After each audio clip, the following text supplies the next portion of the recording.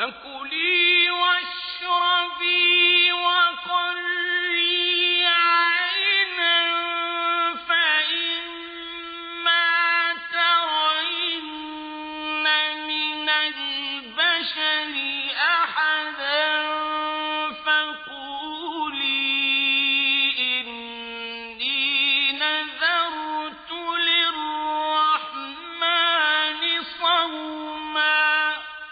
Hey everyone, Assalamu alaikum. Welcome to the Islamic podcast. So last time we talked about Zakariyya, and we talked about how Zakariyya starts this surah, or this chapter. This is the surah, or the chapter on Mary, Maryam, and we see that the Qur'an begins talking about another figure, and that figure is Zakariyya. And it begins by talking about the mercy that God gives or provides to Zakariyya, and then it continues and talks about what that mercy is. So for today, we're going to examine the call that Zakariyya makes to God in a state of secrecy and in a state of humility. So verse number 3 reads, "When he called to his Lord secretly, saying, 'Lord, my bones have become weak, and my hair is ashen gray, but never, Lord, have I ever prayed to you in vain.'"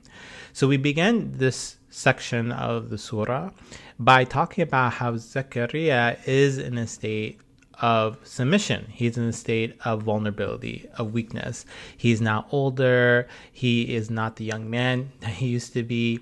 And the Arabic is very clear that he's making a prayer. So it begins by saying, إِذْ نَادَى رَبَّهُ نِدَاءً خَفِيًّا. So here the word nada is used. And literally the word nada means to call.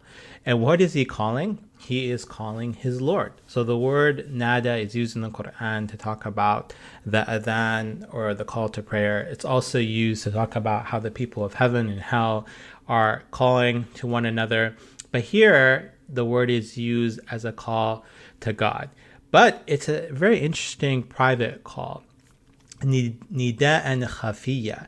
So here is the maf'ul mutlaq, or the cognitive accusative in Arabic, and it describes the verb. It has an adverbial type of usage. And here, where the Arabic describes what type of call this is. So this is a private call, or this is a call that's done secretly. And what's important here is that when someone calls, usually it's done out loud and everyone can hear. So think about a call to prayer. Think about people coming to the synagogue or church or mosque, and someone is calling them, or you hear bells or a horn, right? You hear this noise that's audible. But this is fascinating, almost an oxymoron. A call that's done in a state of private. And the commentators discuss this. They say, what is going on here, right? Is this a call made out loud that everyone can hear, or is it just something that Zakariyya even said in his mind? And they come to the conclusion, as Qurtubi said, that this was something that he said out loud, but only he could hear. Maybe something he said in prayer, something that he said to himself. And he did it because he didn't want anyone to know. And we'll see that this theme is important because Maryam, later in the chapter, she will also make a call to God and express her vulnerability and pain, but it will be done in private. Other people will not hear except for the reader, which makes you feel more close and intimate to them. So Zakariyya makes this call in private, maybe because he's embarrassed, maybe because he doesn't want anyone else to know, that he doesn't want people to realize his vulnerability, that he doesn't have any children, that he is an old man, and that there's no one going to follow him in this earth. And part of the Quranic narrative is to create this intimacy with the reader. So here, the reader is getting the inner thoughts and desires and hopes and dreams of Zakariyya. That through this narrative, we see something that Zakariyya wants, but he may be not disclosing to the rest of the community. And then the Arabic continues and says, قَالَ رَبِّ إِنِّي وَهَنَ الْعَظَمُ. So literally my bones have become brittle and weak.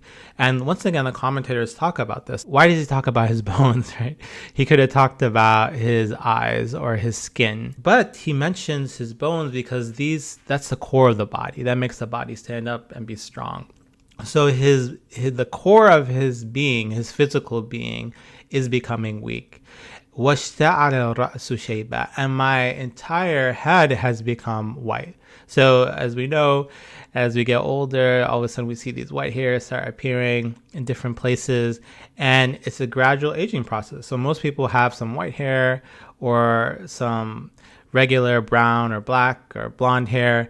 But here he's saying, I've completely become white and I'm older and I'm no longer that young person that I was. So he talks about his insides, his inner, his bones are becoming weak. He's not as strong. He's not as physical or athletic. And he's also talking about his outward appearance, which now has demonstrated and shows to everyone that he's older. وَلَمْ أَكُمْ بِدُعَائِكَ رَبِّ شَقِيًّا, and every time I go to you, you have answered my prayer. And he says to God, have I ever prayed to you in vain? Or in another translation, but I've never been disappointed in my prayer to you. So he's talking about a relationship. He's talking about his relationship to God, that God is powerful, God is strong. Qawi al-Aziz, he's powerful and almighty. But he is weak. So he begins this prayer first in a state of secrecy and privacy. Then he talks about his own weakness, his age. He can't get back those years. And he's saying to God, you're the most powerful. You have the ability. And we have this relationship that goes back. That whenever I call out to you, you respond to me. So now I'm actually making another prayer. Now, when I looked at this verse and compared it to others, and especially I was really fascinated with this word nada, or to call, because to call in Arabic is something, as we discussed, that's audible. Other people can hear it. And think about, once again, the call to prayer. And when I searched and researched the Qur'an on this word, you see that it's connected to other calls of anguish. So Zakariyya, as we see here in Surat Maryam, he makes a call out talking about his age and how he doesn't have any children. But there are other calls in the chapter itself, like we see with Maryam, as she will later say that I wish I'd been forgotten and died before all of this, but also in other late Meccan surahs. So one of the advantages, or one of the things we're focusing on in this podcast, is this late Meccan era. So oftentimes people think of Islam, they think of Islamic Sharia, they think of war, they think of violence, they think of rules and regulations. But in this late Meccan era was a time of weakness and vulnerability. And it was a time where the Muslim community was looking for options. What should we do? Should we migrate? Should we stay here? And they were tortured and persecuted. So in this moment, in this late Meccan era, we see a lot of calls of vulnerability. We see a lot of calls to God asking for help. And one of the other calls that we see here in the Qur'an is in Surat Anbiya. So there's a whole section in the chapter of the prophets that talks about these calls, whether that be of Job, of Ayub, Noah, and then Yunus or Jonah.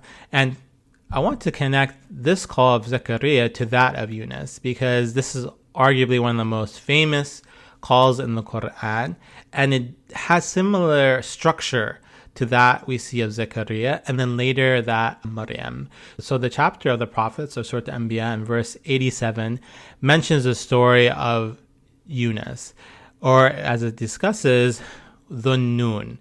So it mentions that the Nun, or the man of the whale, ذهب مغاضبا. So he left and he was angry, thinking we could not restrict him, but then he cried out in the deep darkness, there is no God but you, glory be to him, I was wrong. We answered him and saved him from his distress. This is how we save the faithful. So this verse starts off where Yunus goes and he's angry. And this is one of the things I enjoy about the Qur'an and reading it, is how it talks about emotions. And there's been a lot of interesting research on the idea of emotions, of huzn, of sadness, of khawf, of fear, of ghadab, of anger. And here, Yunus is angry, right? He's angry, and the commentators talk about how he's angry at his people. He's frustrated that they're not listening to his call. فَظَنَّ أَلَّن نَقْدِرَ عَلَيْهِ. So he thought that no one would restrict him, that no one would restrain him, that he would leave and he would be able to go, right? God would not care or reprimand him. and he would be able to go on his way, and he would abdicate his role as a prophet. فَنَادَى فِي الظُّلُمَاتِ. And you see here the same verb is used. So he calls in the darkness. So this verb, once again, of calling is connected to all these other calls. And one of the modern moves in Quranic studies is to see echoes. So you see a verse or a word in one chapter, and then you look throughout the chapter and you see echoes. The same word is used in the same chapter or is connected to other figures. So we see that this is an echo, that this verb is connecting all these other biblical and Quranic figures. So he's calling out fil dhulumat, in the darkness. And this word is often used in the Qur'an to talk about spiritual darkness, that people cry in the darkness, but they find light, and nur, or the idea of light with God. So he's calling out in the darkness. So this could be interpreted either as a spiritual darkness or a physical one. And the commentators talk about how he finds darkness in the well, he finds darkness in the sea, and he finds darkness in the night. So this isn't one darkness, but there's multiple darknesses upon darkness. And then he calls and he says, Allah ilaha illa ant, subhanak inni kuntu min al-zalimin. So then he makes this famous call, and it's a call that many Muslims will make, and it's a prayer that Muslims will make in times of despair and desperation. And he says, there is no God except for you. So once again, he's affirming God, the unity, the monotheism of God, that God is unique, that there is nothing similar to him, and that subhanak, that verily glory be to you, that you are distinct from the rest of creation. So he begins by affirming God. Then he transitions to affirming that God is wonderful and gloriful. And he once again moves to affirming the glory of God. And then he begins as inni kuntu min al-zalimin. He says, verily I am among those who transgress or do what is wrong. So what's interesting here is that Yunus doesn't just start the prayer and says, I did something, I made a mistake. Rather, he starts with this preface, that the idea of affirming God, that God is unique, praising God, and then saying, verily, I am the wrongdoer. So we see this theme within Quranic figures, that when they make a prayer, they don't just go and state what they want, right? Zakariyya could have said, God, give me a child, right? But he begins and he talks about his state. He talks about how he's feeling. He talks about his inners, right, his bones, and his outers, his hair. And he talks about how he is in this state of aging and how he has a special relationship with God. And similarly, we see that Yunus, he doesn't just say, God, get me out of the well. He also makes a similar statement. He begins by saying, affirming God, glorifying God, and then speaking about his transgression. Now, the commentators here, they make a fascinating point, and they say Yunus doesn't actually ask to be released from the well. He just says, I am among the wrongdoers. I made a mistake. And they contemplate this and they say, why doesn't he just ask? Why doesn't he say, God, expel me from this well? So they make the point that he didn't necessarily have to do that, right? He understood that God is all-knowing, God is powerful, God is transcendent, and because God is absolute, he knew what Yunus wanted, right? He didn't want to stay in the belly of the whale. But what he felt he needed to do is admit to God his mistake, to repent, and to engage in Tawbah, or returning to God and spiritual renewal. Then the verse continues and says, فَاسْتَجَبْنَا لَهُ وَنَجَّيْنَاهُ مِنَ الْغَمِّ. So the answer is that we answered his prayer and rescued him from anguish. And what's remarkable here is the idea of this fa. So this fa in Arabic means then. So fastajabna, then we listened, we answered the call. So he made this call, right? Nada. And because he called out in a state of sincerity and humility, then God responds and saves them min al-gham. So that's a fascinating word as well, that it's not that God and the angels saved Yunus from the whale or even from the darkness, but from his sadness, from his anguish. his despair, that he was in this state of distress, and he called out, and then God saved him. So really, even though he is in the story in the ocean and in this strange place and in the whale's mouth, then the real ailment, the real pain was his anguish, his sadness, not necessarily his physical location.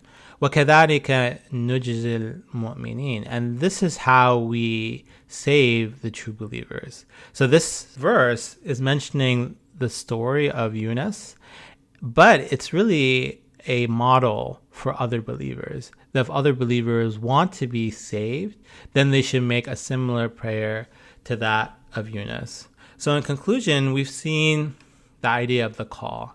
Zakariyya begins this chapter calling to God, but this is an interesting call. It's a private call. It's a call only that God can hear. And it's a call that he makes because he has a special relationship with God and he doesn't want others to hear. And when he makes this call, he doesn't go out and ask directly, God, give me a child. Rather, he begins by talking about his weakness, his vulnerabilities, his humility. And he talks about his inside, his bones, and how his physical appearance has changed. And then he moves to talk about his special relationship with God, that every time I go to you, you respond. And we see this structure is found in other Quranic calls, that with other figures in the Qur'an, when they make calls, as we see with Yunus, they don't just blurt out what they want, but they begin by praising God, talking about their situation, and then also speaking about their wrongdoings, their mistakes. And they have this common theme of being humble to God. And we see that these calls are connected to one another, that they're echoes in the Qur'an. And we'll see later how the call of Zakariyya, Yunus, Noah, as well as Ayub, Job, are all connected to that of Maryam. Thanks once again for listening to the Islamic Mary podcast. I encourage you to subscribe, encourage your friends, students, and colleagues to listen to the podcast. Feel free to email me and text me any thoughts, ideas you have regarding the content, people I can interview, themes you want me to explore. You're welcome to review this podcast. Give me some feedback and visit my website and join my newsletter where I'll be updating you on the publication of my forthcoming book. Thanks once again for your support and take care.